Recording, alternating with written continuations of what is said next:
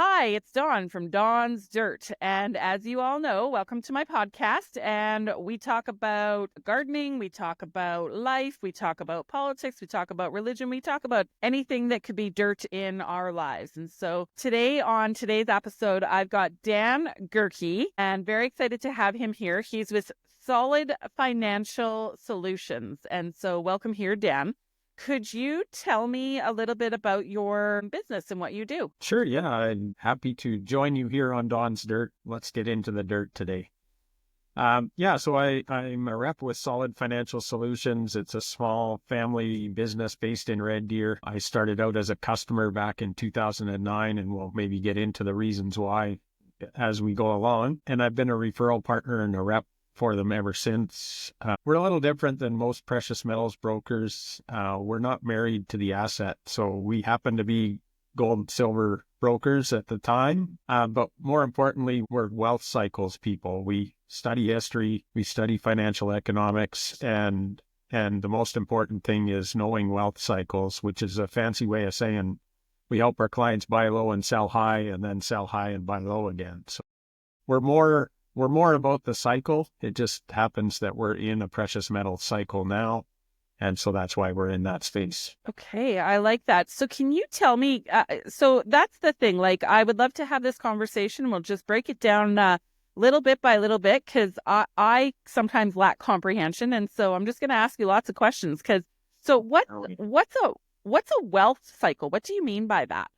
Yeah, well, that's a great question. So one of the things we learn from studying history is that most people don't learn from history. And we go through these cycles time and again. What goes up tends to come down, and then it goes back up again. And so I mentioned earlier that I started out as a customer of Solid Financial back in 2009. I met Brad Fisher at a conference in 2007, and then summer of 2008, he was one of three people that I've kind of looked up to as mentors that came to me and said, there's a storm brewing in the markets in the U.S. You might want to get out. You might think about buying some silver. And it was a foreign concept to me. I had been investing in mutual funds and my RRSPs since I was 19 years old. Thought I kind of understood what I was doing, did what my advisors told me. And so I went to my advisor at the time and I said, here's what I'm hearing. What do you think? And she said, oh, no, you're in the best place you could possibly be. Just sit tight. Well, that was the end of a cycle. It was a real estate primarily boom and then bust that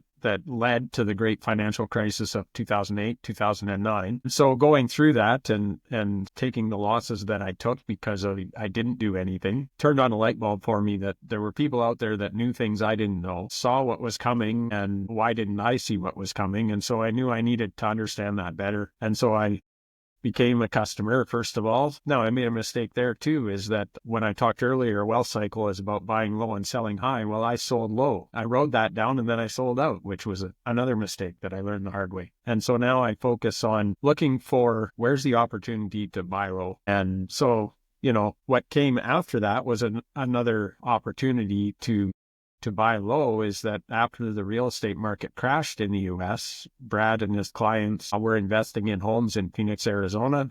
They were buying bank-owned properties. Down there, you could get 4 houses for the price of 1 up here. And so they bought a bunch of properties with investors' funds, waited for the market to come back, and sold those at a really nice profit. So that was another cycle that we went through. Currently, another mentor of mine, Mike Maloney, you're probably familiar with Robert Kiyosaki, the guy that wrote Rich Dad, Poor Dad. Well, his precious metals guy is a guy by the name of Mike Maloney. And he wrote a book here last year called The Great Gold and Silver Rush of the 21st Century. And he talks about the almost everything bubble. And that's how he describes what we're in right now. Stock market's at an all-time high. Real estate's at an all-time high. The bond market's actually at an all-time high, and it's really unusual for all of those categories to be high at the same time. Usually there's some of this going on. When one's high, another's low. And so that's why he calls it the almost everything bubble. And there's a number of reasons driving that. A big part of it is just the way our system is designed. It's a debt-based system, and so we just have to keep creating currency to keep it alive.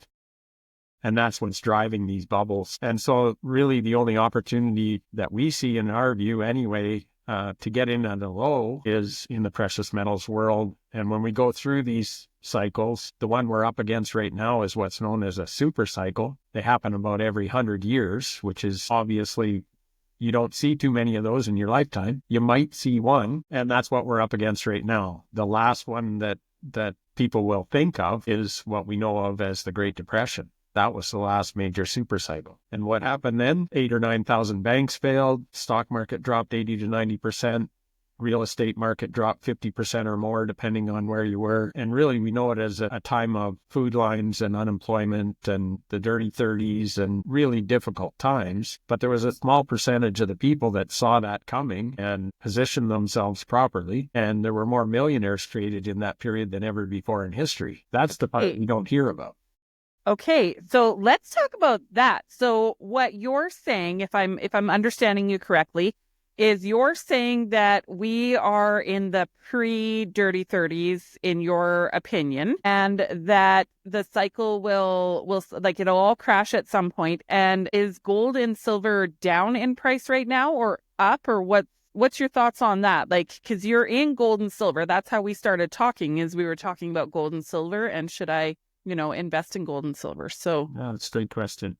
So you probably heard, if you're watching the news at all, that gold's hitting all-time highs here recently. And in paper dollars, it is. It's at its all-time high. Here in Canada, I think we're a little over $3,700 an ounce this morning when I looked. So based in paper dollars, yeah, we're at an all-time high. But actually, if you look at what that gold will buy as far as physical goods, you'd actually get more oil in the 70s for your gold than you do today.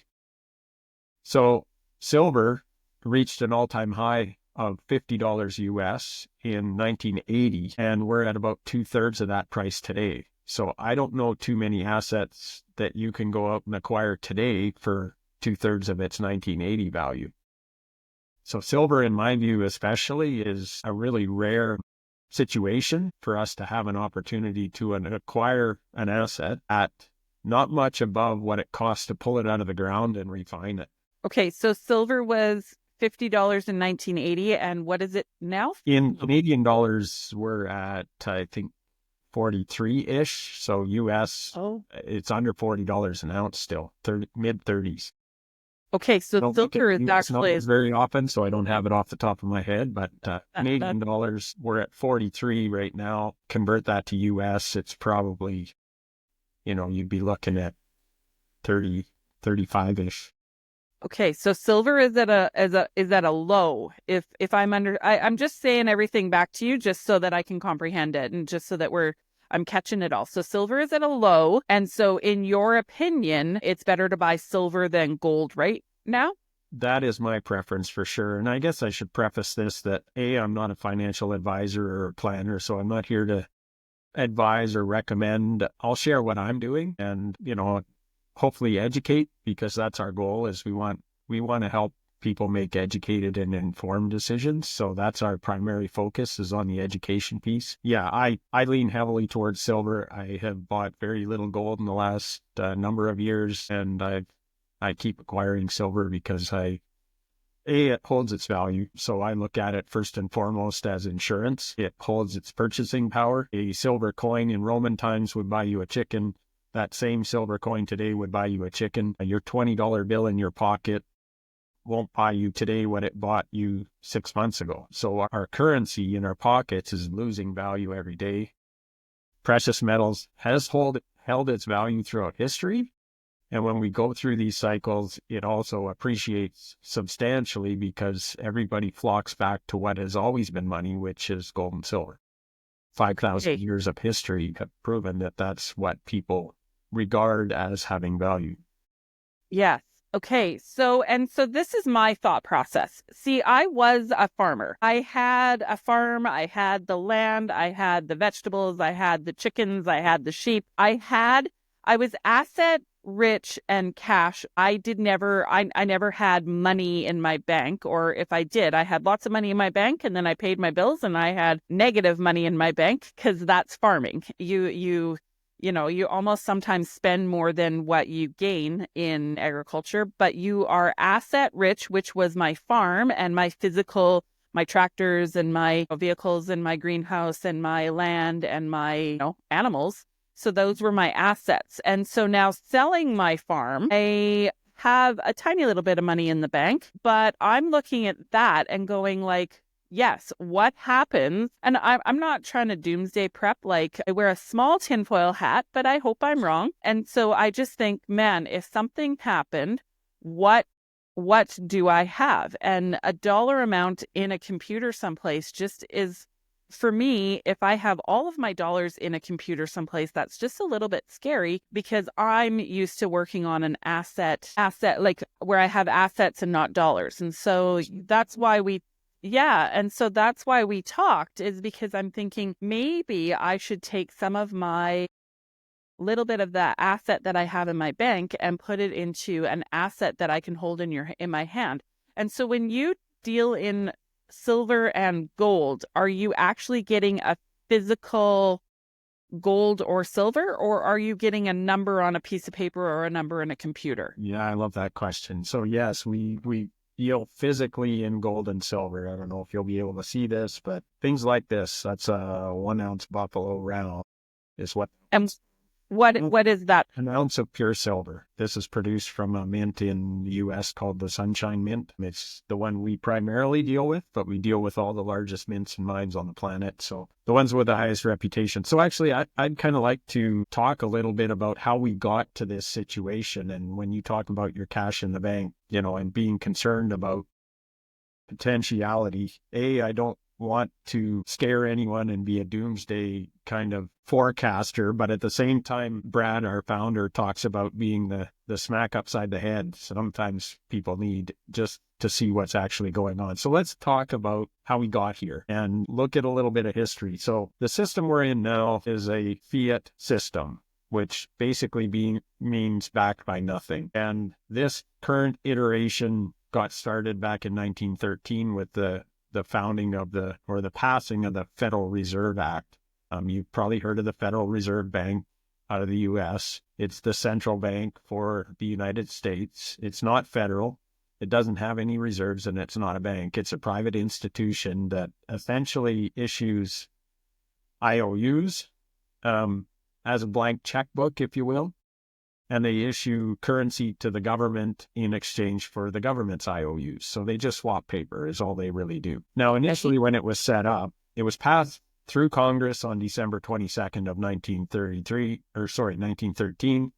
Most of Congress was home for Christmas, obviously. And so they slid it through the House. And it was set up by a consortium of private bankers. They had secret meetings. There's a book on it that's really good. I highly recommend, called The Creature from Jekyll Island, about how these guys all got together in private, pretended they were going duck hunting and only used their first names, and a lot of secrecy around it. But the end result was they created, in essence, a two-pronged objective, and that was, number one, to enslave the government, and number two, to enslave the people. And unfortunately, they've been really successful at that. So what that allowed them to do, go ahead. Okay, sorry. I would like to play devil's advocate for 1 second here. So there is, so you've said there's a book, but there is other sources to say that this actually happened. I'm assuming they are rich people. They are the heads of the big banks at the time, of the private banks. So These are guys like JP Morgan. There were fellows from the Rockefeller or Rothschild banks in Europe. All these kind of guys who met at Jekyll Island and put this together, designed this. It was actually the third central bank in the U.S. So this was the third crack at it.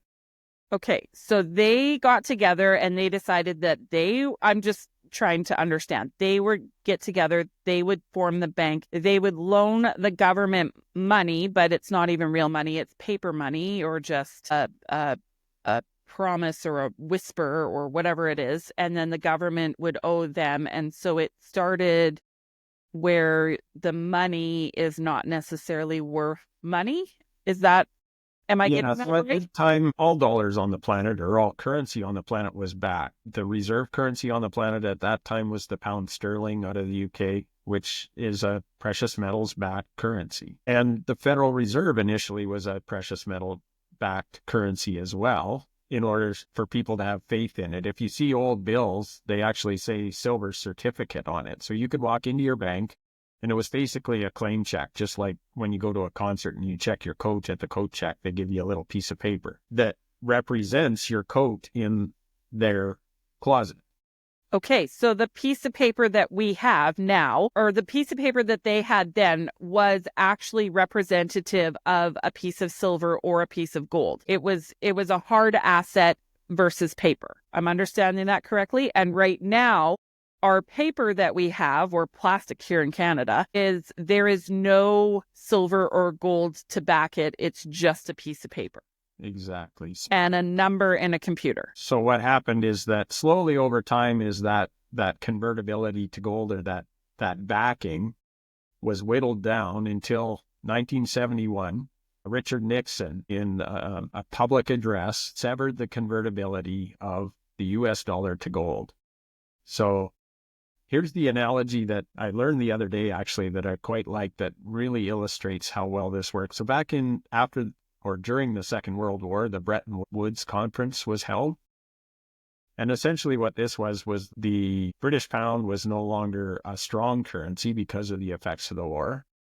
And so all the leaders of the Allies got together in the U.S. at a place called Bretton Woods. That's why it's called the Bretton Woods Conference. And they decided that because the U.S. had all the gold, and that's a product of the war, all the European nations were sending their gold to the U.S. in exchange for tanks and planes and bullets and everything else, all the supplies that the U.S. was the industrial powerhouse, and the battlefront wasn't on their land. So they had all the value, essentially, that they were shipping over to the other countries. But all the gold was getting shipped to the U.S. So they were seen as this not only industrial powerhouse, but also the financial powerhouse of the world. And so the U.S. became the reserve currency on the planet as a result of that Bretton Woods Conference.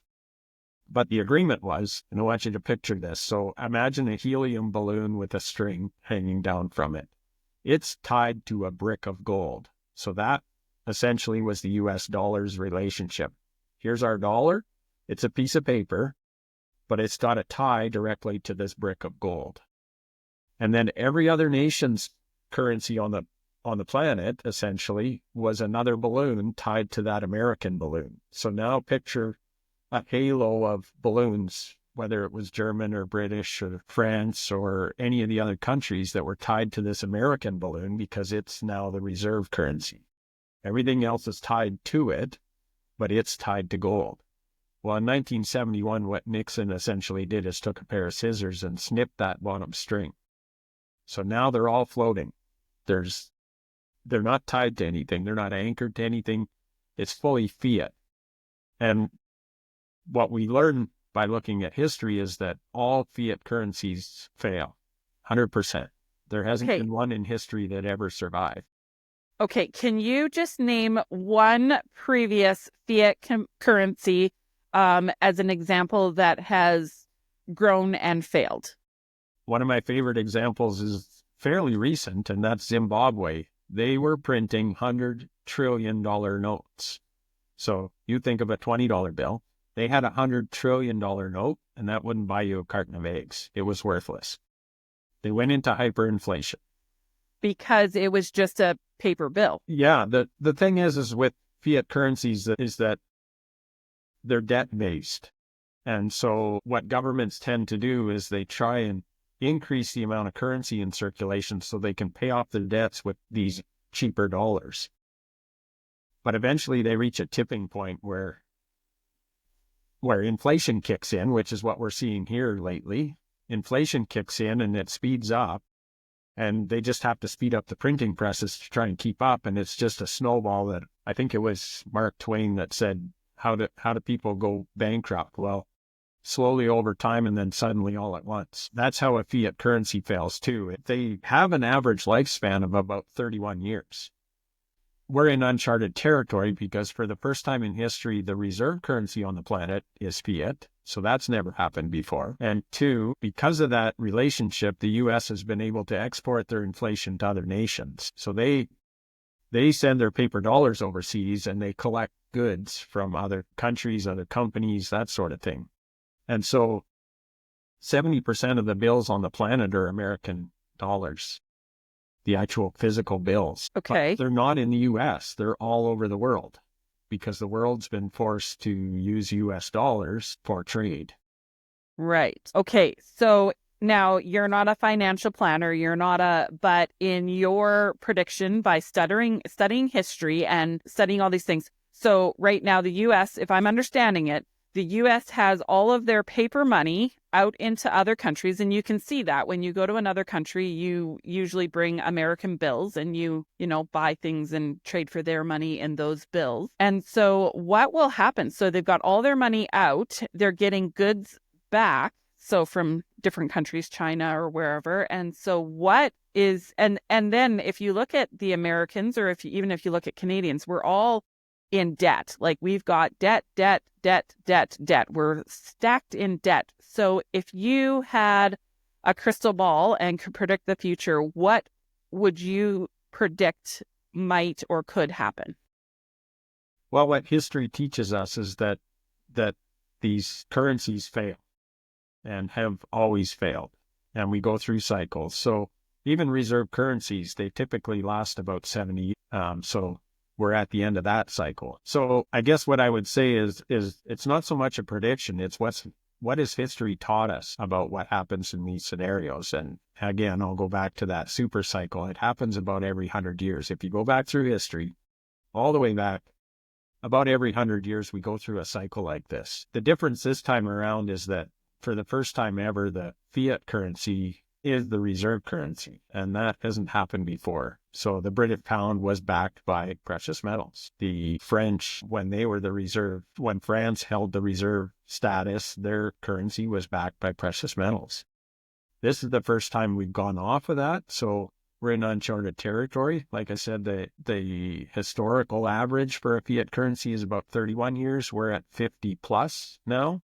So we're long overdue. But what I think we're seeing is that the further down the road the can gets kicked, the bigger the impact it'll have. And when these pendulum swings happen, when the pendulum's way up here, it doesn't just come back down to the bottom and stop. It tends to swing way high the other side. So I think my expectation is that we're going to go through a major correction in all those markets that are in bubbles.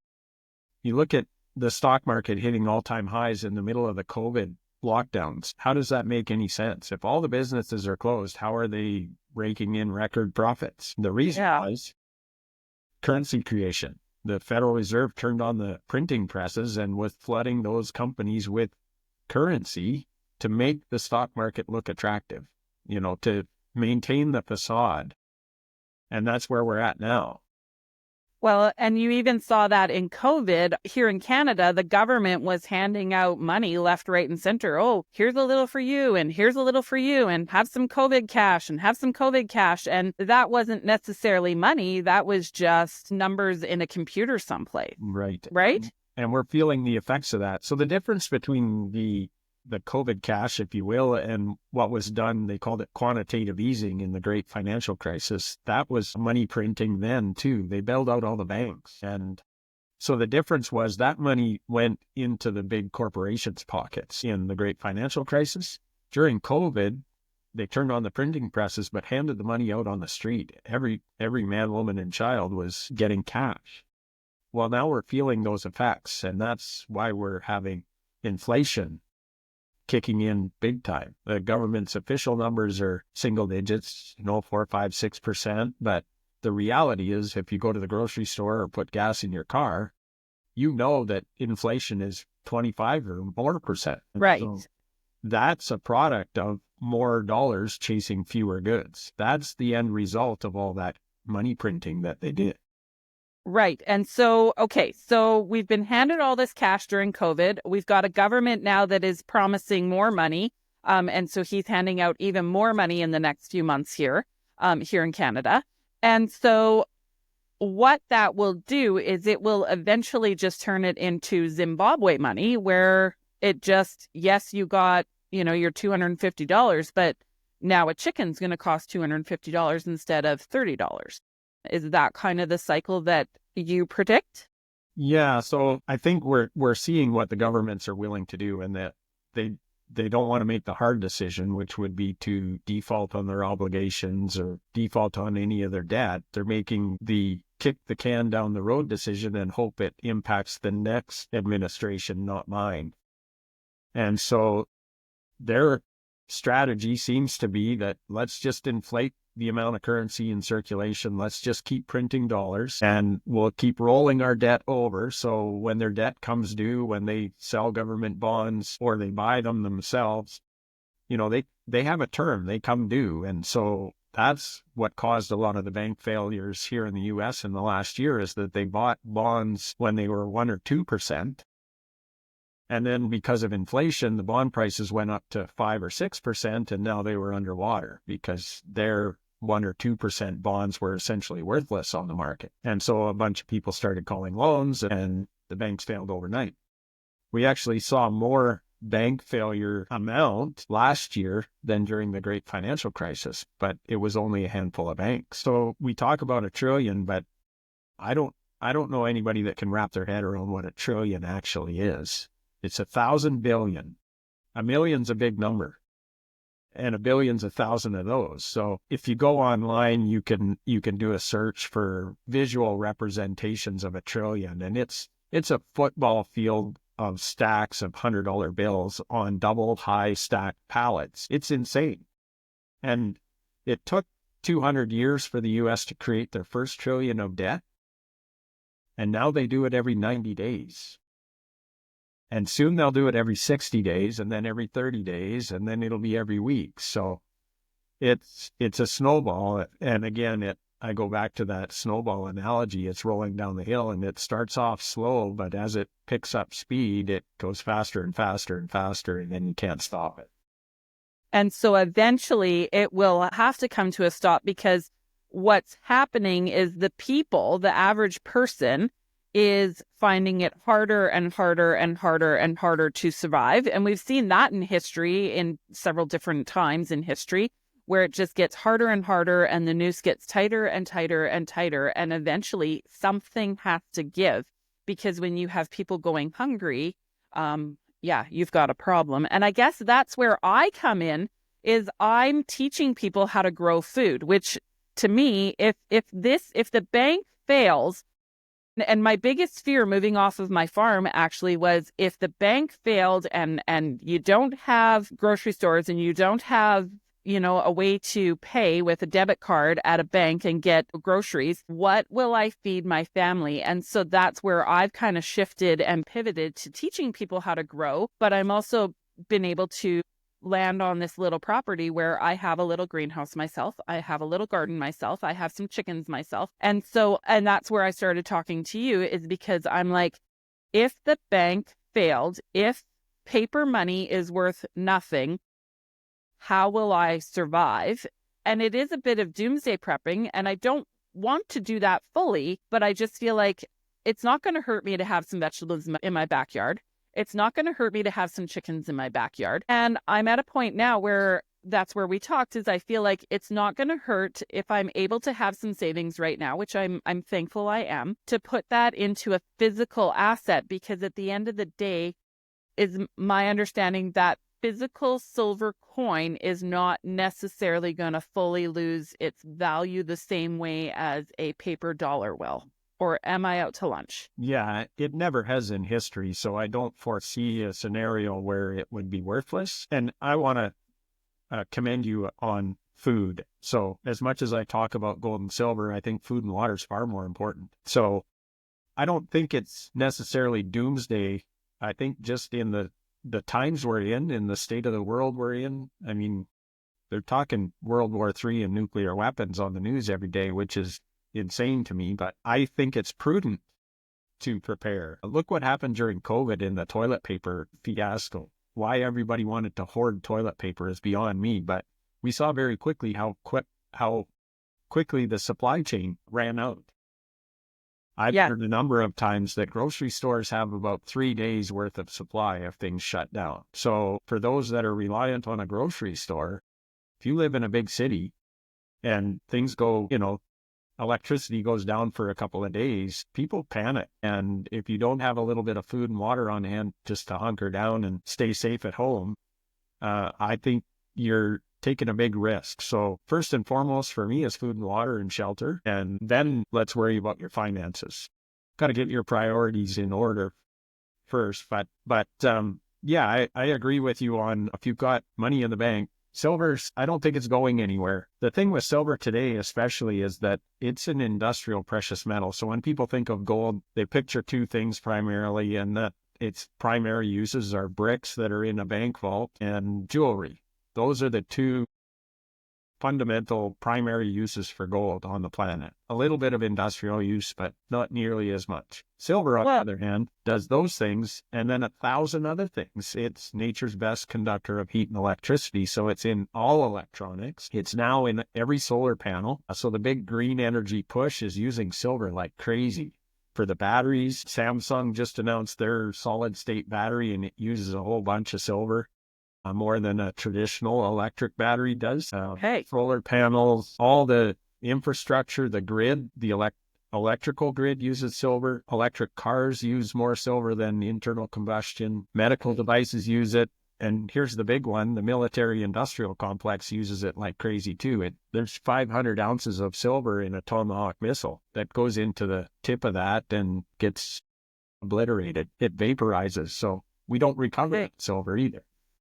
Okay, so even if we get past the doomsday prepping, which hopefully we're wrong, silver is going up in value in your prediction anyway in all of these green energy type ways. And so it's a physical asset that will probably appreciate in value, not depreciate in value. And so in your opinion, right. So in your opinion, if you're going to invest at this moment, you're investing, and we're not talking tinfoil hat doomsday prepping, we're just talking investment only. You would invest in the precious metals because those, in your prediction, will appreciate if we just keep on status quo here.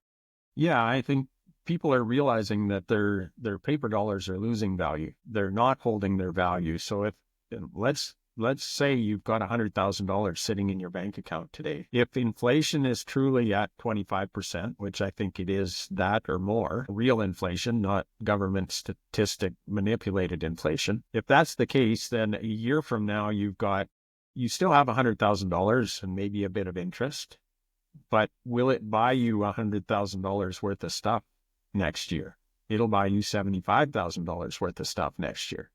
Now, how much money do you have to earn to put another $25,000 back in your bank account before tax? You got to earn another $40,000 or $50,000 to put 25 in the bank account. Do that 4 years, your $100,000 is down to zero if inflation stays at 25%. Right. So again, for me, it's purchasing power protection. It's an insurance policy against the loss of your purchasing power with the paper dollars. And when we go through these cycles, as people realize their paper's losing value, they flock back to what they know has always had value. And that's when they tend to go into gold and silver. And Mike Maloney talks about silver and gold becoming unaffordable and unattainable at some point. Because when we go through these cycles, when everybody on the street is talking about getting their hands on it, it's going to be hard to get your hands on it. We're not there yet, but we could be very quickly. And so that's why in these cycles, 90% of the move that gold and silver make happened in the last 10%. So it's kind of like, I don't know if you saw Al Gore's documentary on climate change, but he gets on a scissor lift and he's showing a chart of how things go exponential in the last bit of the cycle. What it's similar in these situations too, is that at some point the curve goes vertical and straight up. And so 90% of that move happens in the very end of that cycle. Okay. And so I just bring this back again. As I'm hearing you talk and as I'm listening, I'm looking at it as physical assets. I bring it back to my farm. I had food, I had chickens, I had sheep, I had my land, I had my house, I had my car. I had physical assets. I didn't have money in the bank. Money in the bank can be volatile. We've seen that in crashes in, the stock markets and things like that. And now I'm sitting here thinking, something went sideways, I will still have a physical asset. And as you were talking here, I was thinking, land and housing, real estate is typically an asset of someone's. It does go up and down a bit, but it in general appreciates. And we've had crashes, but if you kind of stick to the course, or if you own your house, you can kind of come through that. And I just think if a house is unattainable for someone right now, if you have an extra $50 that you can invest in a silver coin, it's the same. It's an asset that someone can physically hold. And so what's your thoughts on that? Because maybe a house isn't attainable. Maybe, car isn't. Cars, I feel like, are a waste of money right now. But they depreciate. They don't appreciate. But a silver coin, maybe that's so for someone who doesn't have a lot of money or a lot of assets or a lot of buying power, maybe that's the way they should go. I feel like they should also plant a garden, because that's an asset to themselves. They can make money back by saving on their grocery bill. They'll turn a package of seeds into a whole bunch of food, which will save them thousands, eventually. And it's a skill set that you can pass down. So in your thought, a silver coin, same thing? Yeah, actually, that's a great question and a great segue into, maybe I'll talk a little bit about some examples of that. So one thing we know about wealth is that it doesn't disappear, it transfers. So all these trillions of dollars that are out there aren't going to vanish. That value has to go somewhere. And so when I talked about the Great Depression, the question to ask yourself is, where did all that wealth go? And what we talk about quite often is that the world is transitioning now from a world of wants to a world of needs. People are very quickly realizing what really matters. Paying for the house and the utilities and the grocery bill are more important than maybe going to the movies or the hockey game or whatever. Those things are discretionary. And if your business isn't focused on the needs of the people, you might be in trouble. And so your business is perfectly aligned, because food is a high item on the list. So what happened back in the Great Depression is that those that saw what was coming moved onto the sidelines. And it said if you had 24 ounce in those days, you could walk into downtown Berlin, Germany, and buy an entire city block of downtown Berlin real estate.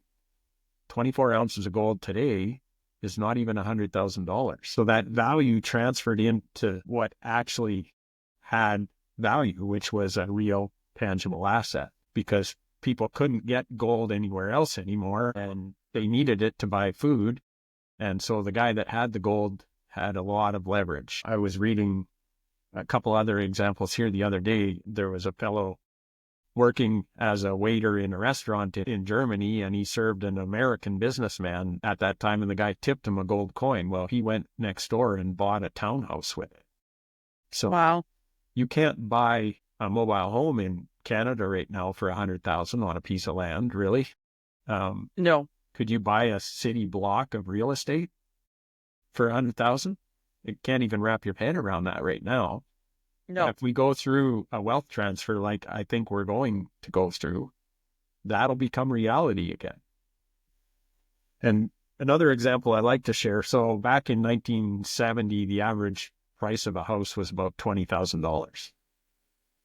And so let's say you had just inherited another house. You have your home that you live in, and you just inherited another house, and I'll give you three options. Do you keep that house for 10 years? Do you sell that house and buy gold with the money that you get from the house? Or do you sell that house and buy silver with the money you get from that house? Those are your three options. And then we'll look 10 years in the distance and see how you made out. What's your Well, after talking to you, I'm probably going to buy it in silver, but I guess it would depend on the numbers, because it's all a numbers game, and you're looking backwards. So you're looking at history and what history did. So I'm assuming that you're going to give us the answer of what those three options are going to be, or what they turned out to be. I'm curious about your, sorry. I'm curious about your answer. So what did they do? All right. Well, I'll just give you the lowdown then. So 10 years went by, and this is fairly common for real estate, as it doubles in value every 10 years. It's not a hard and fast rule, but it's fairly consistent. The value of homes tend to go up, and that's a product of inflation, really. It's nothing to do with the a house being any better. It's just that our currency buys less. Yes. So it costs twice as much to buy the house. So it went up a little over 2 times. The house was Okay. worth about 50,000 in 1980. Okay. Yep. If you had bought gold, you could have bought 8 houses in 1980 at 1980 prices. Wow. If you Okay. bought silver, you could have bought 18 houses. Wow. That's crazy. That's crazy. crazy. So silver went on a run from about $2 up to 50, which was its all-time high. And so, yeah, there were people that actually, there were a couple of brothers that tried to corner that whole market, which is a whole other story, but they were buying silver like crazy. So that's an example of a wealth cycle and how that wealth transfers. Okay. So really, at the end of the day here, I'm feeling like a lot of people see, and a lot of my listeners see the volatility in the world right now. We're on the brink of World War III. We've had COVID. We've seen what governments do. There's power and control issues, in my opinion. And people are looking for needs, not wants. That's all happening. And so I guess what I'm hearing you say is it's best to invest in. I'm of the opinion, if you give a man a fish, he'll eat for a day. If you teach a man to fish, he'll eat for a lifetime. And so that's what I'm doing. If you give a man a package of seeds and teach him how to grow it, he'll eat for a lifetime. And then with your money that you're saving on food, because you're growing your own food, you could invest in some gold and silver, have it in, a shoebox in your backyard. And eventually that investment might buy you 18 houses. Maybe that's entirely possible. Yeah, and like I rent right now, I think the real estate market is out of reach for a lot of people. It's at an all-time high. I'm expecting it to correct in a big way. I think we'll see another. I mean, we're already hearing about Toronto and Vancouver bubbles popping, and their market is coming down, but not to any extent like I think it could. Do I wish that on anybody? No, but I think at the same time, what we're seeing today with all the things going on in the world is just a product of all these systems failing. And unfortunately, they were kind of designed to fail. It's a debt-based system. And in order to replace the debt, like if you pay off the debt, if everybody were to pay off all the debt that's out there right now, there wouldn't be a dollar in existence because that first dollar came with interest. And the dollar to pay the interest was never created. So if you paid off all the debt, there wouldn't be any currency on the planet. It's hard to wrap your head around that. So I just heard you say that you are renting your home, and I'm making a little bit of an assumption that you have a little bit of an asset then, and your asset you have put into gold and silver, not into the bank. Is that kind of the trajectory or the position you are putting yourself and your family in? Yeah, there's 2 schools of thought. You've probably heard that don't put all your eggs in one basket philosophy. And then there's put all the eggs in one basket and guard it like crazy.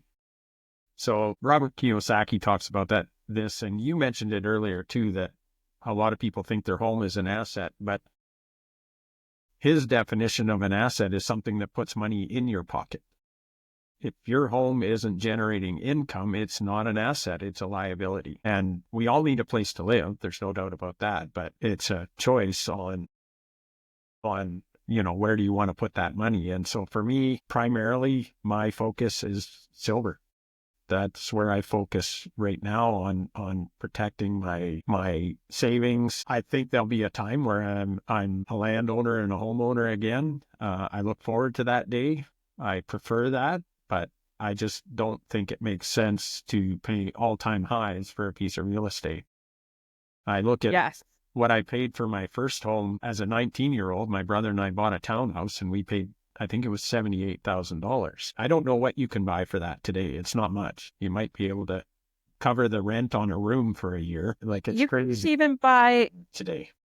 You can't even buy a car right now. This is, sorry, I get a little squirrely, but I Vehicles. I am so frustrated with the vehicle market right now. Everyone thinks you have to have a fancy new car. And I'm like, what a waste of money. That thing depreciates faster than you can say go to. And by the time you've got all the electronics in there and all the things that can go wrong, they break. And you hear of people buying a brand new vehicle and then the motor goes out. And then, usually what's the word called? Like when you warranty. Oh, the warranty. And then and then the warranty will kick in and they'll replace it, but it already broke once. So when's it going to break again? So I'm so frustrated with the vehicle market. The unfortunate part is you have to have a vehicle to get someplace nowadays. So I don't know, that's a little squirrel thought, but so the thing maybe it's a tinfoil hat in me too, but I've been looking at older vehicles again,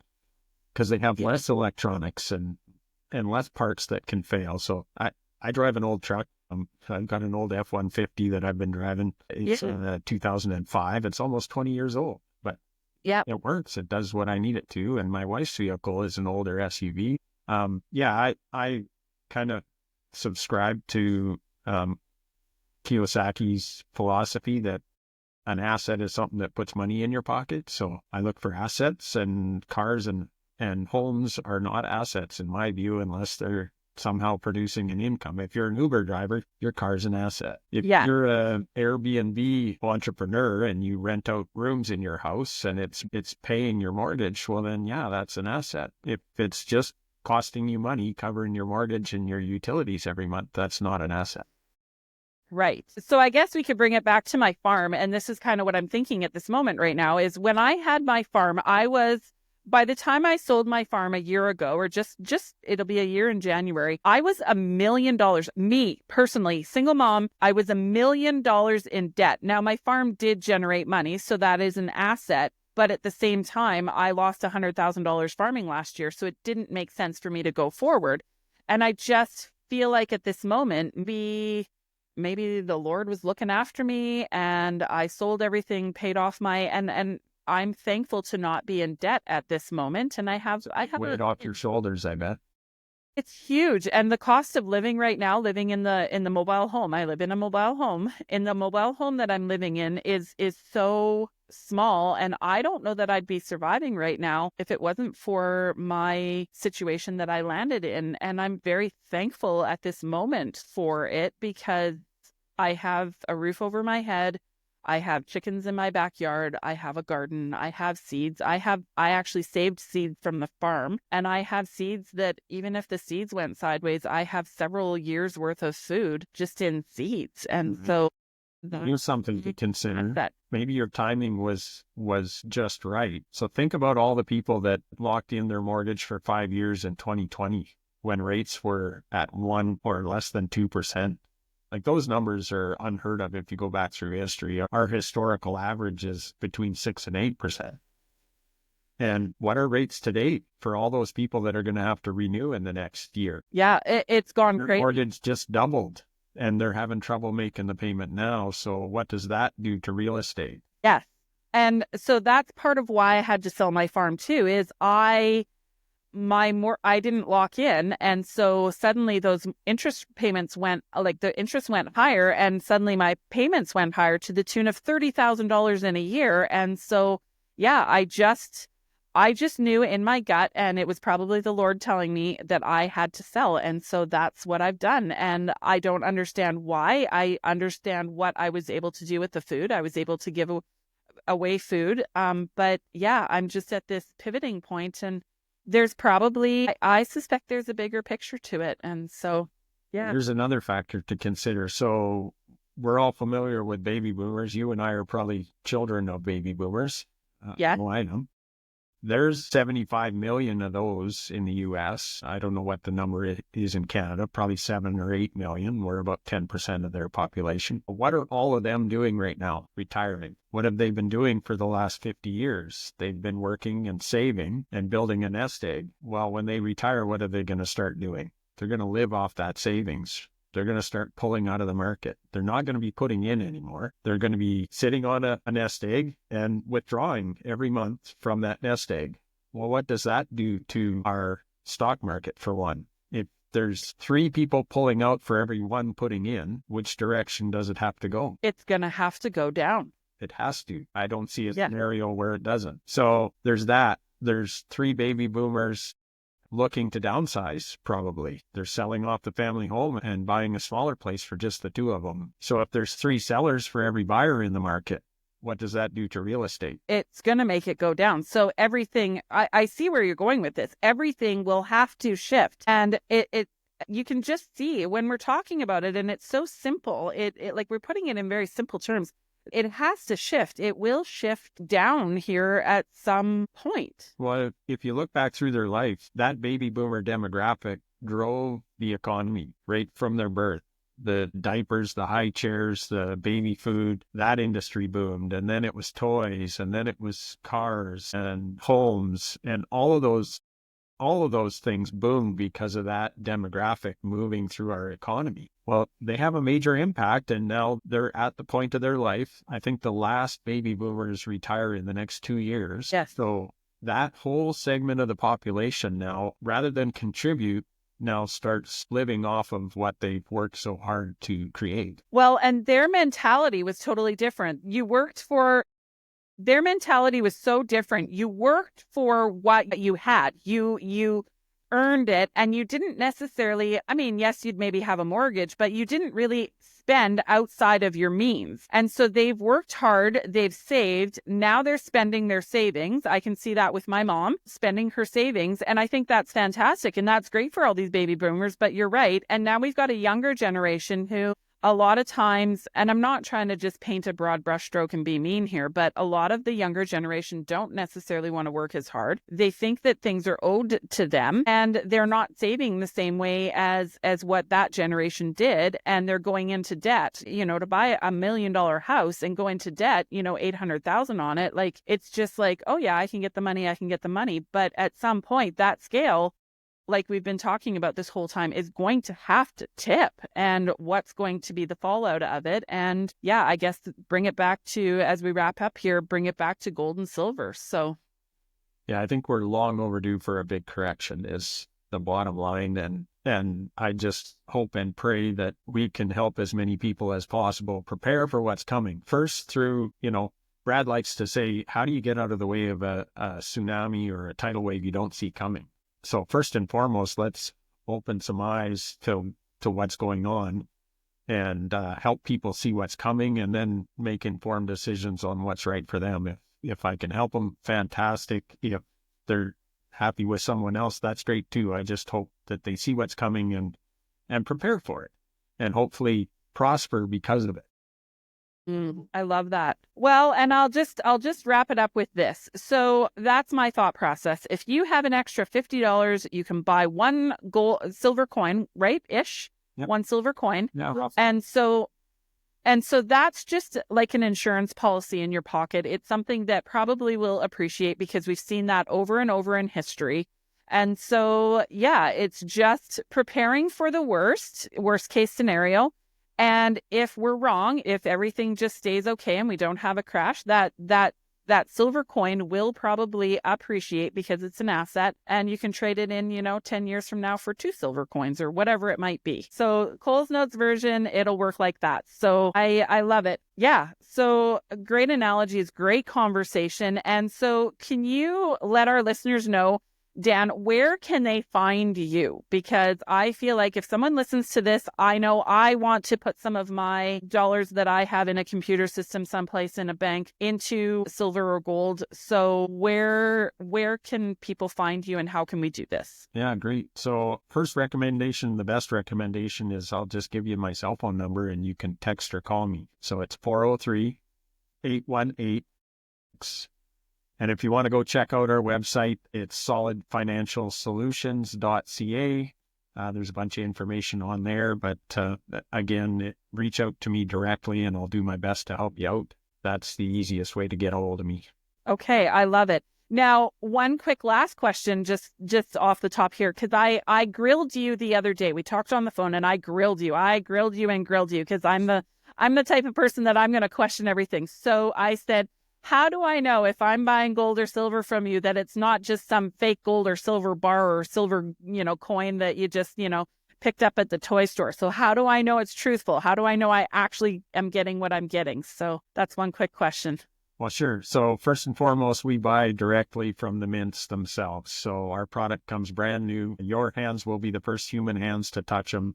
That's the first piece that's important to know. We're not reselling other product bought back from the public. And the second thing is, once it's in your hand, I'll give you a phone call and I'll teach you how to test it. How's that? Okay, I love that. I love that. Looking after the people, and yeah, because people don't want to get screwed over. We're screwed over enough by the government. Sorry to say that right now, but yeah. Well, thank you so much for coming on to the show today. I really appreciate your time. Great education. Great. Lots to think about. And yeah, I'm just going to continue to think and ponder and pray and find out what my next moves are. So thank you so much for being here today. I appreciate it. Thank you very much. Keep doing great work. Feed the people. Thank you. Thank you. It's so important.